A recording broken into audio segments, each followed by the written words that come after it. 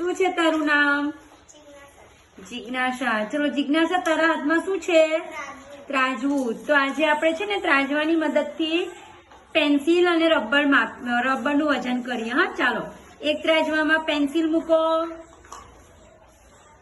અને રબર. સરસ.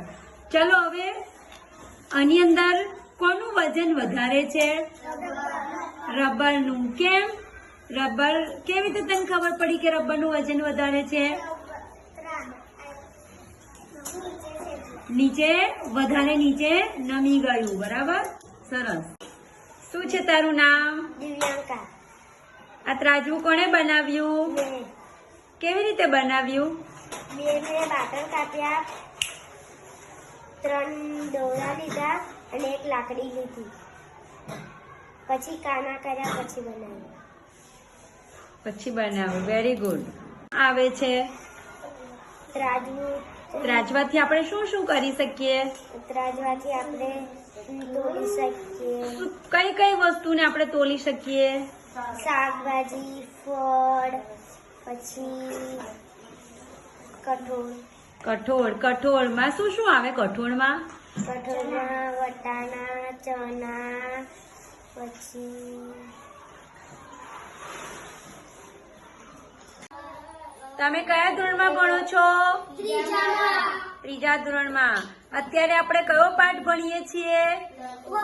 વધુ ભારે કોણ. Very good. વધુ ભારે કોણ. આ તમારા હાથમાં શું છે? શું છે? ત્રાજવું. ત્રાજવું શું કામ લાગે આપણને? તોલવા માટે. ત્રાજવામાં આપણે શું શું તોલી શકીએ? શાકભાજી, ફળ, મસાલા, કઠોળ, અનાજ. કઠોળ અને અનાજ. ચલો અનાજમાં કોઈ પણ 2 અનાજના નામ બોલો તો. અનાજ અને બીજું ચોખા. ચલો કઠોળના 2 માં નામ બોલો. અને મગ. Very good. ચલો મસાલામાં આપણે એમાં કયા કયા મસાલા તોલી શકીએ? મરચું, હળદર, મીઠું, ગરમ મસાલો, રાઈ અને અજમો. સરસ સરસ.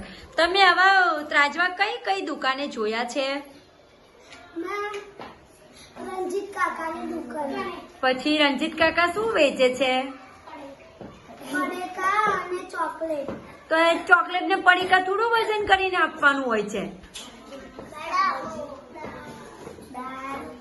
શું વેચે છે રંજીત કાકા? ચોખા. પછી રંજીત કાકા